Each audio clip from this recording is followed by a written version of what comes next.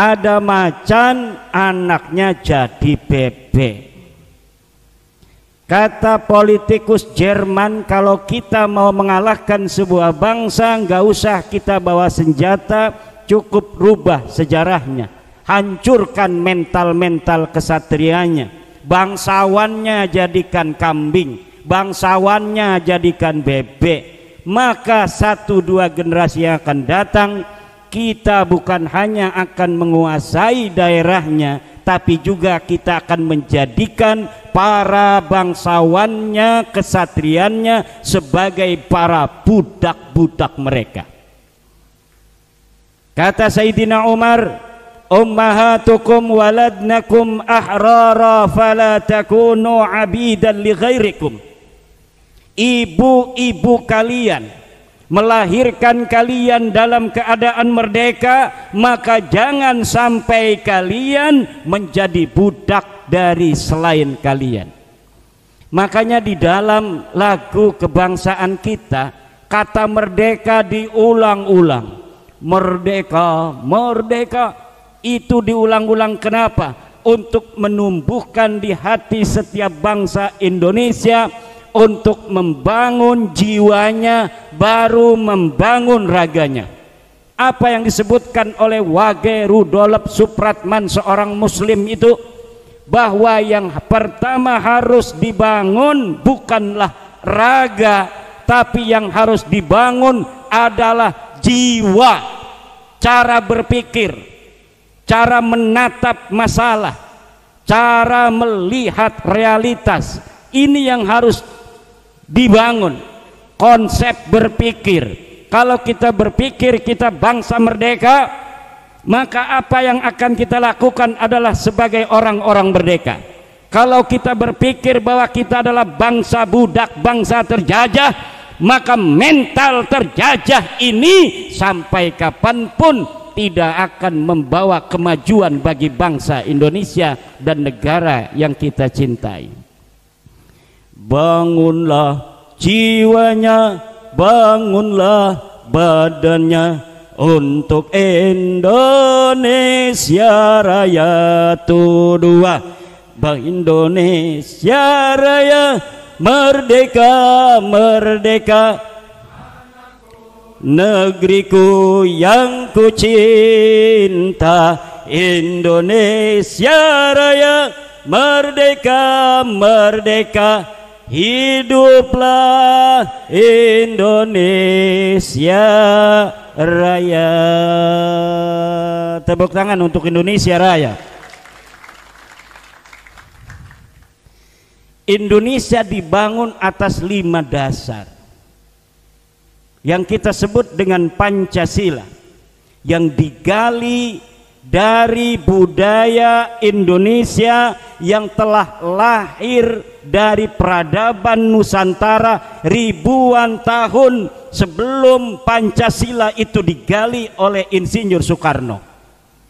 1 Juni Pancasila itu lahir, tapi sebenarnya Pancasila itu lahir dari budaya dan peradaban kita, leluhur-leluhur kita di masa lalu, yang kemudian dirangkum oleh Insinyur Soekarno. Pertama adalah ketuhanan yang Maha Esa, karena dari zaman dulu, sebelum adanya Islam, sebelum ada Kristen, sebelum adanya Buddha, sebelum adanya Hindu, sebelum adanya agama Konghucu, bangsa Indonesia telah bertuhan kepada Allah Subhanahu wa ta'ala. Sebelum agama-agama ini diturunkan, sejak dahulu kala umat-umat Indonesia, bangsa Indonesia telah menyembah Allah Subhanahu wa ta'ala sesuai dengan nabinya di zamannya masing-masing. Ini yang dikatakan oleh Profesor Dr. Agus Sunyoto, Ketua Les Bumi di PBNU yang telah meninggal dunia. Maka ketuhanan yang Maha Esa dijadikan sebagai sila pertama. Sila kedua adalah kemanusiaan yang adil dan beradab. Apa artinya kemanusiaan yang adil dan beradab? Bahwa seluruh manusia hidup di dunia ini, wabil khusus di atas tanah Nusantara, dalam pandangan kebudayaan, peradaban, dan negara kesatuan Republik Indonesia, semuanya sama. Tidak ada satu lebih unggul secara kemanusiaannya dari yang lainnya. Orang Jawa, orang Sunda, orang Batak, orang Aceh, orang Ambon, orang Makassar, semuanya sama di mata negara kesatuan Republik Indonesia.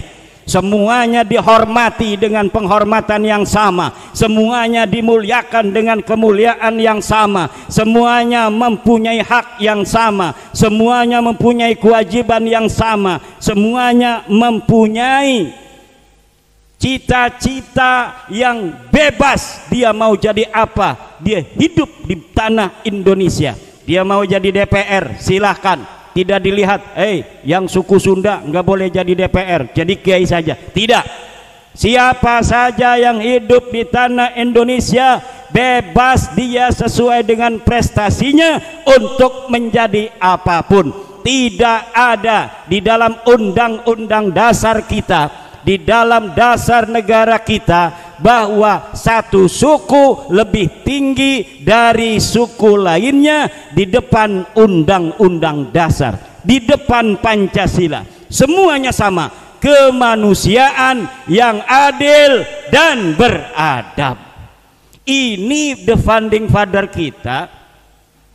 The founding father kita tahu ketika menyusun Pancasila itu, bahwa di antara bangsa Indonesia yang merdeka itu ada orang-orang bukan bangsa Indonesia, tapi bagi Indonesia ketika merdeka dia ada di tanah ini, walaupun dia pengungsi, walaupun dia imigran, dianggap sama oleh negara kesatuan Republik.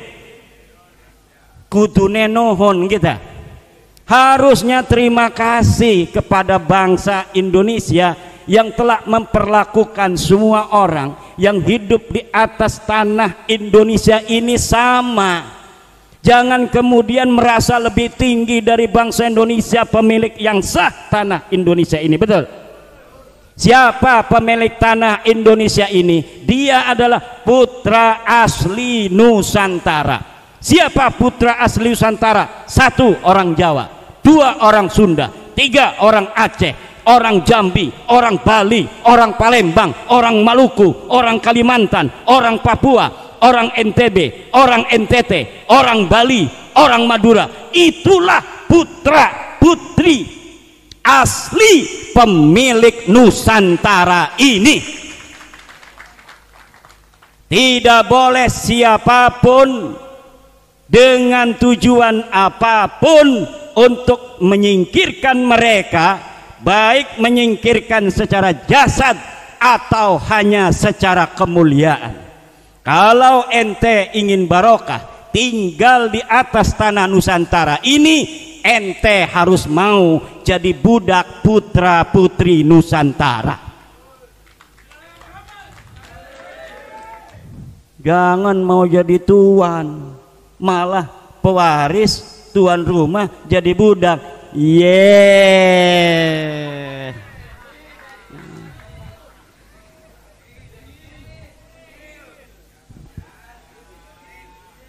Unyil.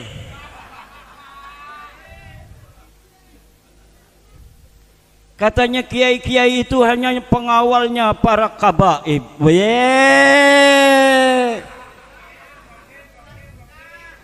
Rokim.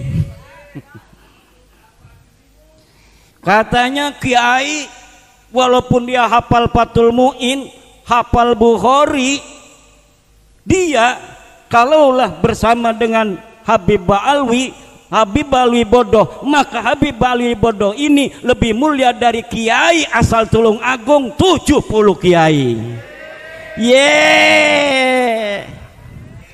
Unyil. Lihat saudara, itu yang ada di dalam kitab Maraqil Ubudiyah. Kata Syekh Nawawi Tenara Al-Bantani, orang yang alim walam yantasib ilan nabi yafuqu ala manin tasaba ilaihi sallallahu alaihi wasallam bisitina darajah. Orang tulung agung yang bukan ngaku-ngaku turunan nabi tapi dia alim, mondok di Lirboyo, mondok di Ploso, jadi alim. Dia walaupun anaknya tukang kolektor di Tulungagung, tetap dia lebih mulia daripada orang yang ngaku-ngaku turunan nabi tapi harus cium tangan itu dia.